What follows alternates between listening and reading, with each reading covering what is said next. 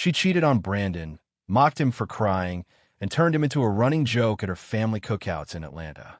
She called him the practice husband in front of people he loved, then brought the man she was sleeping with to places Brandon used to take her on dates. Her sisters laughed, her cousins smirked, and even the younger ones repeated what they heard like it was harmless fun. The worst part was how she made his pain look weak. Here's how it happened. Brandon had spent 12 years loving a woman who learned to weaponize every soft thing he ever showed her. Brandon met Tiana on a humid July evening at Piedmont Park during a free jazz event. He was 28, fresh haircut, clean white tee, trying to mind his business with a plate of jerk chicken from a food truck. Tiana was loud in a way that made people turn and smile, not because she was rude, but because joy followed her around like perfume. She laughed at one of Brandon's bad jokes about the saxophone player looking like somebody's uncle dodging child support, and before he knew it, they were talking like they hadn't known each other for years. She made him feel chosen. Their first months were sweet in the everyday way that feels like forever when you're falling in love. Brandon drove from Decatur to East Point after work just to bring her peach cobbler from his mama's recipe, still warm in the dish. Tiana would meet him at the door in fuzzy socks and one of his hoodies, acting like she was too good to be impressed, then scraping the corners clean with a spoon. They danced in her tiny kitchen while Frankie Beverly played from a phone speaker. Once, they burned a whole pan of catfish because they got too busy arguing about who had the better two-step. Brandon hadn't laughed that hard in years. Tiana was beautiful, sharp, and ambitious, and Brandon admired that. She worked in retail management and could read people fast, which helped her in business and hurt her in love. She learned early that Brandon was a peacemaker, the type to apologize just to end tension, even when he wasn't wrong. At first, she called it maturity. Later, she called it weakness. Brandon ignored the little signs because he was raised to hold a relationship down. If she snapped, he gave grace. If she crossed a line, he told himself she was stressed. Love made him patient, and patience made him easy to take for granted. Their wedding was small and beautiful, held at a church hall in southwest Atlanta with gold tablecloths, plastic champagne flutes, and aunties taking over the playlist. Brandon cried when Tiana walked down the aisle, and she laughed softly, wiping his face before the vows even started. Everybody teased him in good fun that day, calling him tender and saying Tiana had found herself a real man. He wore that teasing like a badge because it came with love. They took pictures under oak trees and promised each other a home, a family, and loyalty. Brandon meant every word. Tiana sounded like she did too. The first few years were solid. They rented a townhouse in Decatur, painted the guest room a soft blue for no reason except Tiana liked the color, and built routines that made marriage feel alive. Friday takeout, Saturday grocery runs with too many snacks, Sunday service and dinner at her mama's house. Brandon handled the bills, fixed leaky sinks, and kept fresh flowers on the kitchen table because Tiana once said flowers made her feel rich. They joked through hard months and held each other through losses. When Brandon got laid off during a company restructuring, Tiana stood by him then. He never forgot that version of her. Brandon bounced back and found work at a logistics warehouse near Stone Mountain. The shifts were long, but he liked the rhythm of honest work. He became known as dependable, the guy who showed up early, stayed late, and didn't complain. Tiana started a small online boutique on the side, selling clothes and accessories. Brandon helped her package orders at night, printing labels while she picked outfits and talked big dreams. He built her shelves, set up her inventory spreadsheet, and drove her to pop-up markets in Marietta and College Park. She called him her backbone. He believed her. It felt good being the quiet force behind someone he loved. The change came slow, then all at once. As Tiana's boutique grew, her attitude shifted. She spent more time out, more time on her phone, and less time talking to Brandon unless she needed something. She started correcting him in front of people, not playful but sharp. "Don't embarrass me," she whispered once at dinner because he mispronounced a designer name. She laughed when he asked if she was okay, told him he was too sensitive, and kept scrolling. Brandon blamed stress. Her family blamed him. She carrying a lot. Her older sister Keisha said at Sunday dinner, "A woman needs a man that can match her energy." Brandon tried to match it. He picked up overtime and still came home ready to help. He learned enough social media basics to shoot better product videos for Tiana's boutique.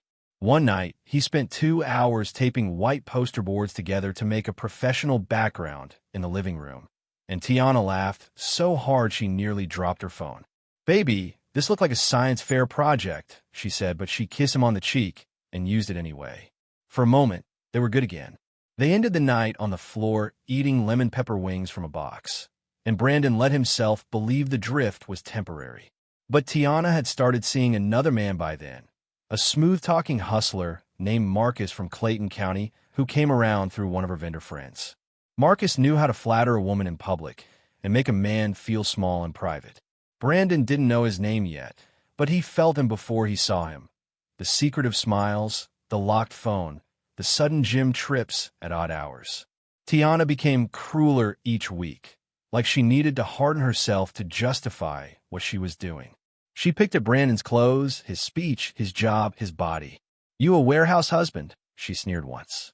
The humiliation turned public on a Sunday in South Fulton at her mama's house. Brandon had come late from work, still in his uniform, tired and hungry. He walked onto the patio and heard laughter break over his name. Tiana was in the center of it, drink in hand, telling a story about how Brandon tried to seduce her by cleaning the kitchen and folding towels like somebody's grandma. Everybody laughed, and she looked him dead in the face and added, "That's why I say he my wife, not my husband." Even her cousin nearly spit out his drink. Brandon forced a smile so he wouldn't crack in front of them. He confronted her in the car on the drive home, voice shaking more than raised. "Why would you do that to me?" he asked. Tiana looked out the window and shrugged. "Because you make it easy," she said. "You always got your feelings in your hand." Brandon gripped the steering wheel and felt something inside him fold.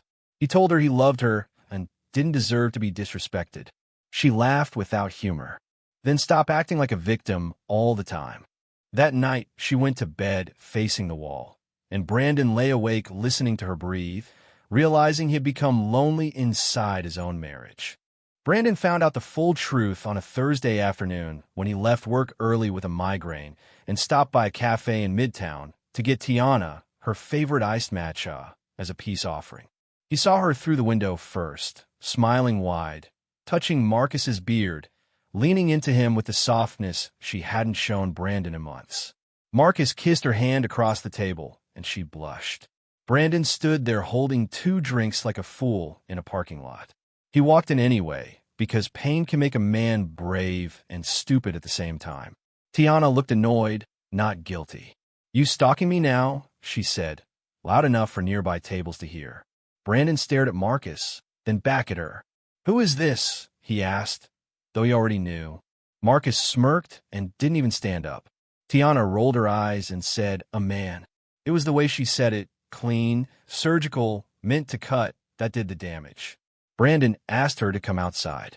She refused. Marcus chuckled and said Brandon should go home and fold some towels. A couple at the next table looked down at their food. Brandon set the drinks down, untouched, and walked out before he lost what little dignity he had left. Brandon still tried to save the marriage after that, which embarrassed him later but felt natural then. He asked for counseling. Tiana said therapy was for people with money and time. He asked for honesty. She said honesty wouldn't help a man she no longer respected. He asked if she wanted a divorce, and she said she wanted peace, then came home at midnight smelling like Marcus's cologne. Brandon stopped sleeping. At work, he loaded pallets with red eyes and a hollow chest. His friend Darnell noticed and joked, "Boy, you look like rent due and gas high," then got serious when Brandon didn't laugh. That was when Brandon finally told somebody. Darnell was older, broad-shouldered, and wise in the way of men who survived hard marriages and harder neighborhoods. He didn't give Brandon fake comfort. He listened, cursed under his breath, and told him to document everything. "Not for revenge," he said, "for reality. Folks like that will rewrite history and make you the villain."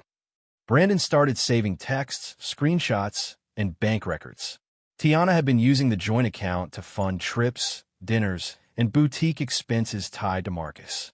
When Brandon brought up the missing money, she went from cold to vicious. You counting pennies now? That's why I outgrew you, she snapped. The final blow came at family birthday dinner for Tiana's nephew at a restaurant in Buckhead. Brandon almost didn't go, but he showed up because the child loved him and had begged for Uncle B. Marcus was there too, sitting where Brandon usually sat, wearing a grin like he had won something. Tiana didn't hide it. She introduced Marcus to relatives Brandon had known for a decade and said, "This the one I told y'all about." When Brandon objected, Tiana clapped slowly and said, "Please don't start crying in public." People laughed. Brandon stood there while heat climbed his neck, then quietly handed the nephew his gift and left. By the next week, Tiana had changed the locks. Brandon came home from work to a black trash bag on the porch with his clothes, a framed wedding photo cracked through the middle, and a note on notebook paper. "Come get the rest when I'm home. Don't be dramatic." He sat on the steps in the dark for nearly an hour because he had nowhere ready to go. He called his son Malik from a previous relationship, hoping for some comfort, but Malik had been spending more time around Tiana's family and carried their disrespect. "Dad, maybe just let her be happy," Malik said. Brandon hung up and cried in his truck. Brandon moved into a cramped apartment near Decatur, the kind with thin walls and a flickering hallway light. The first month was ugly. He ate cereal for dinner, slept on an air mattress, and replayed every insult until dawn. Tiana kept humiliating him from a distance. She posted little jabs online about upgrading and healing from broke energy. Family members sent screenshots to each other, and somehow they always made it back to Brandon. Even worse, she told people he had been controlling and insecure, painting his pain as abuse. Brandon wanted to defend himself, but Darnell told him something hard and true. Silence feels like losing before it starts paying. Brandon chose silence and work. He stopped checking Tiana's pages, blocked numbers that only called to gossip, and picked up every overtime shift the warehouse offered. He got serious about money for the first time in his life, not because he worshipped it, but because he was tired of feeling trapped. Darnell introduced him to an older black owner-operator named Mr. Reggie, who ran freight routes between Georgia and the Carolinas. Reggie had laugh lines, a no-nonsense voice, and a habit of testing people with jokes. "You got soft hands for a heartbroken man," he told Brandon at their first meeting. Brandon actually laughed. Mr. Reggie became a lifeline in work clothes. He taught Brandon trucking paperwork, route timing, fuel planning, and how not to get cheated on contracts. Brandon got a CDL and trained on weekends, then weekdays, then whenever he could. It was brutal and oddly healing. On the road, Payne had somewhere to go. He learned the quiet comfort of truck stop coffee, sunrise over I-85, and old R&B humming through the cab while miles passed under him. Sometimes he and Reggie would stop at little diners in Macon or Augusta where waitresses called everybody baby, and Reggie would roast Brandon's order like it was criminal. "A salad? You grieving or grazing?" The funny parts of Brandon's comeback saved him as much as the discipline did. He clipped a tiny bobblehead bulldog to his dashboard because it nodded like it agreed with everything he said, and he started talking to it on long drives. "You think I should spend $12 on this gas station peach pie?" he'd ask. The bobblehead nodded. "Exactly. Terrible decision." He and Darnell also made a standing bet over pickup basketball at a rec center in Lithonia, and Brandon kept losing because he shot like a man carrying emotional damage in both knees. The laughter didn't erase the hurt, but it made room around it. Romance came back into Brandon's life slowly, and that mattered. He met Nia at a bookstore cafe in downtown Decatur while reading a trucking safety manual like a man twice his age. She sat nearby grading papers, looked over at the manual, and said, "That is the least sexy thing I've ever seen a handsome man read." Brandon almost looked behind him to see who she meant. Nia was a middle school teacher, patient-eyed and funny without trying. She didn't pry. She didn't flirt like she was performing. She talked to him like a person first.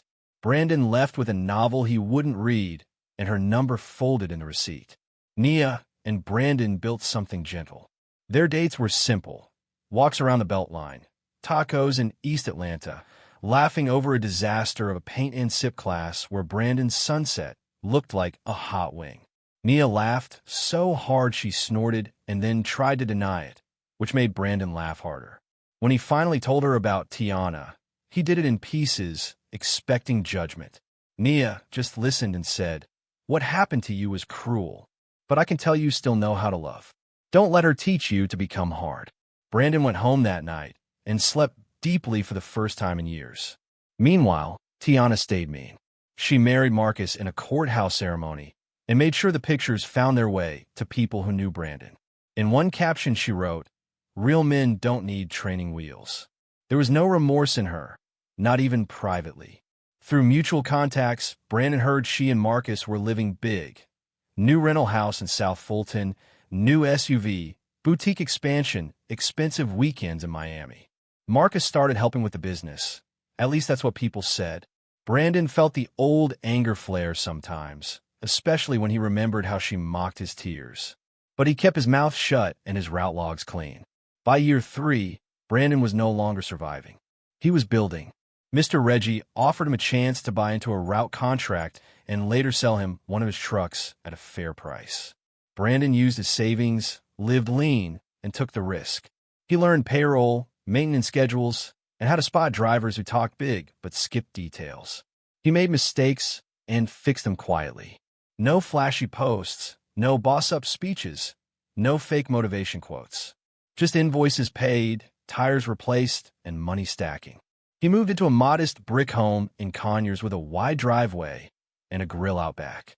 Peace started looking like his own name on documents.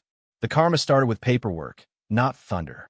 Marcus had been running side scams through Tiana's boutique, chargebacks, fake vendor invoices, and money moving through accounts in her business name. Brandon only learned pieces later, but the result came fast. Bank holds, tax notices, a civil suit from a supplier. Then investigators started asking questions. Marcus disappeared almost overnight, took cash, and left Tiana with a mess because everything traced back to her accounts, her address, her signature. She called family for help, but support gets quiet when legal trouble enters the room. The same relatives who laughed at Brandon suddenly had weak signals and busy weeks. Tiana lost the house first, then the SUV. Her boutique shut down after payment processors froze funds. She moved in with an aunt in South Fulton, the same aunt who once told Brandon he needed to man up while Tiana shamed him. Nobody posted jokes now. Nobody posted anything. Brandon heard all this secondhand and felt something complicated. Satisfaction, yes, but also distance. He didn't gloat because he didn't need to. One evening at a fuel stop-off, I-20 near Covington, he saw Tiana in person for the first time in years. She looked tired in a way makeup can't fix, standing beside an old sedan at Pump 6. Brandon was climbing down from his truck after a long haul, work boots dusty, hoodie clean, keys in his hand. Tiana recognized him and froze. For a second, the whole past sat between them. The cookout laughter, the cafe insult, the porch with the trash bags. She walked toward him like she wanted to speak, then stopped when she saw the calm on his face. No bitterness, no pleading, no need. Brandon nodded once, polite and brief. She opened her mouth, closed it, and looked down. It was the first time he had ever seen shame reach her. He got back in a truck and drove off with soft music playing. Brandon didn't win because Tiana lost. He won because he stopped handing cruel people the keys to his peace. He learned that love without respect turns into a cage, and silence can be strength when you're using it to rebuild, not disappear. He learned to laugh again, to trust slowly, and to let a good woman meet the healed parts of him instead of the bleeding ones. He stayed private, stayed successful, and stayed grounded. Around his grill in Conyers on quiet Sundays, with Nia teasing him about overcooked ribs and friends cracking jokes, Brandon finally understood the moral. Karma works best when you do too. If you enjoyed this story, please like, comment, and share this video with your friends. Subscribe and turn on the notification bell so you never miss a powerful story drop.